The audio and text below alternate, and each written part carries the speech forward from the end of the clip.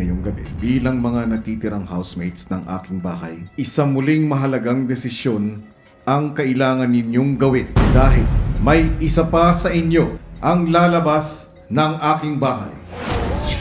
Hindi ka pa lalabas ng aking bahay at hindi lang ikaw ang manganganib na mapalabas. Yun po, nagulat na naman po ako. Sobrang daming twist po. Yun po, I have to do my best po to stay here po.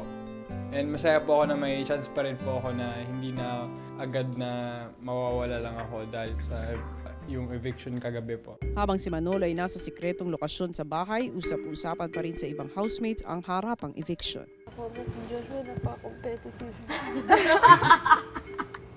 Grabe. Daniel, ikaw ang patapad ko. Manolo, natatakot ako sa'yo. Competitive ng taong to. Daniel, ikaw kasi Chance na natin yun. rival kita sa lahat. Yung mga chance na ganun, di pinapalagpas. Yung Manolo, sobrang walang Gano'n, Manolo. kasi wala siyang sabi niya, 2 points kasi nakikita ko sa mga challenge, sobrang arte mo. Ganun din siya sa akin, sabi niya. 1 point kasi two-faced ka. Ano ba yun? Nakatingin na siya sa akin. Ano, sabi niya sa akin? Two-faced daw. 2 points minsan kasi daw positive ako, minsan negative. dami na nasisirang Doon niya ako pantalon. mababa. Ang arte mo. Pagkatapos ng YOLO, mas maarte ka pa sa akin. Di ba? Di ba yung YOLO, mas maarte pa siya? Hindi ko na siya batay paglabas. Hindi ako doon. Oo nga, copy ko yun. Si Daniel ang pinaka-apektado sa pag-alis ni Manolo. Siyempre malungkot ako po dahil siyempre sobrang close kami. He was parang a brother for me here po. Oh man.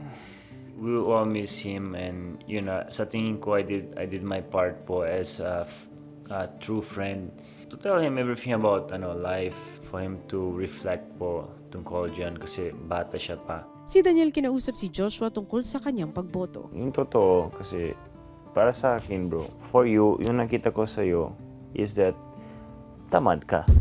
Yung totoo tamad ka. Kaya dapat siguro you should change that point on you para mag-improve ka dun. Uy, sila pa yung magkasama. Parehas nag-dominate. Wait, puta. Awkward. There's time to enjoy, there's time to clean, di ba? And nobody has to keep telling you, oh, Joshua, do this, Joshua, do that. Dapat coming from you. Yun, this is what it's missing sa sarili mo eh. Yun lang bro, kasi talented ka, matalino ka, magaling sa mga task. Yun lang. Matapos makausap si Daniel, si Joshua mukhang ginawa ang payo ni Daniel na tumulong sa gawaing bahay. Wow! Ang galing mo pala. Pinagawak ko pa ako nito, ha? Ikaw lang yung nakita kong may assistant sa pag-uugas. Pero ilang sandali lang. Ayoko na. Pagod na ako. Ano? Grabe this guy. Ano sabi mo?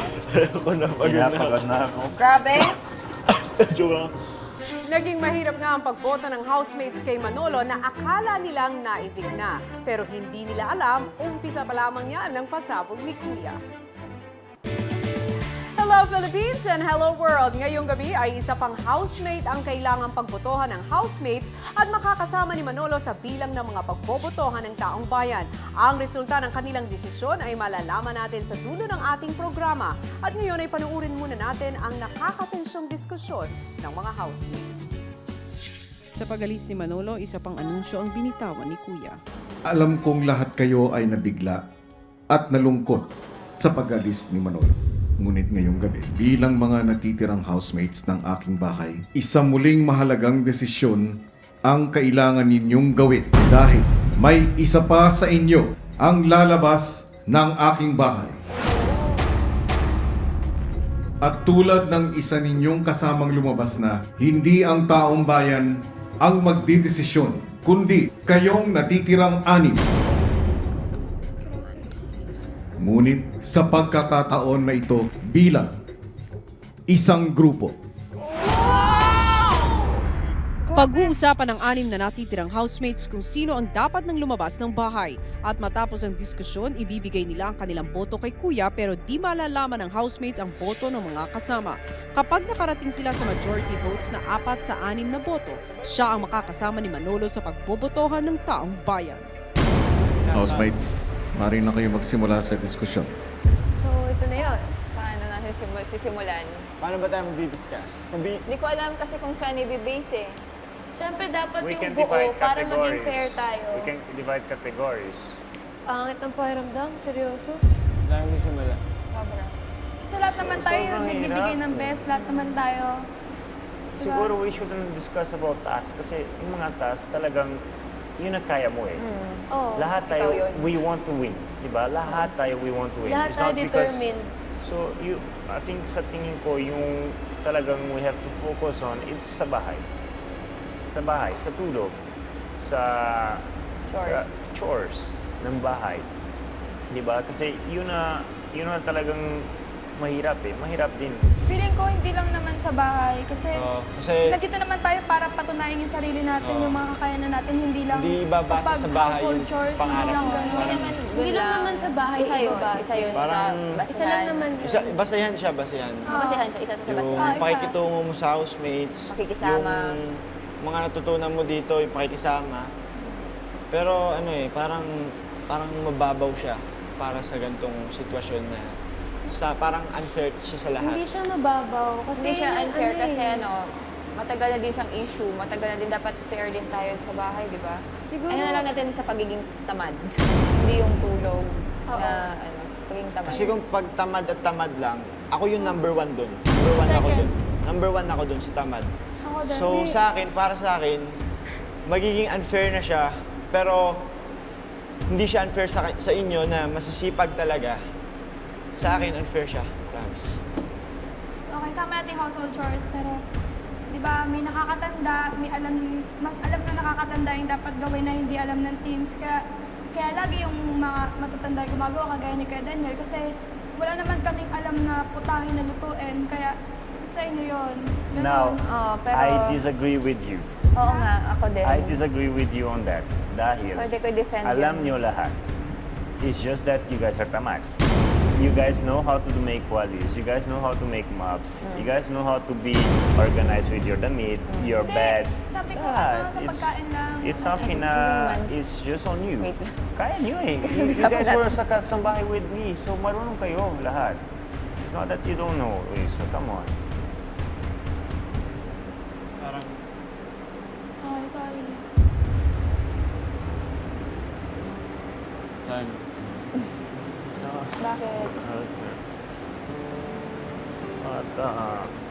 You don't mean that, okay? I love you. Okay? Hey. Hey. Na-feel ko din na parang kung about nga sa chores, number one kami. Kaya parang Kasi gano'n. yung isa-isa pa lang kasi yung topic. Siguro yun, na-feel niya. Siguro na-feel niya. O, na-feel ko din, kaya lang yun, hindi mo na ako Oras na para ibigay ninyo ang inyong boto. Oh my. Kaya paano ibibigay, wala po kami na. Diba? Ang unang boboto ay ikaw, Vicky. Pumunta ka ng confession. Ang pinipili ko po para lumabas ng bahay ay si Joshua po.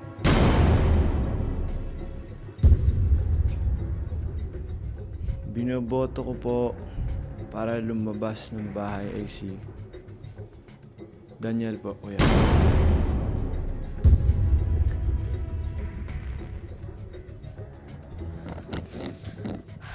Kuya, ang binoboto ko pong umalis ng bahay ay si Kuya Daniel po.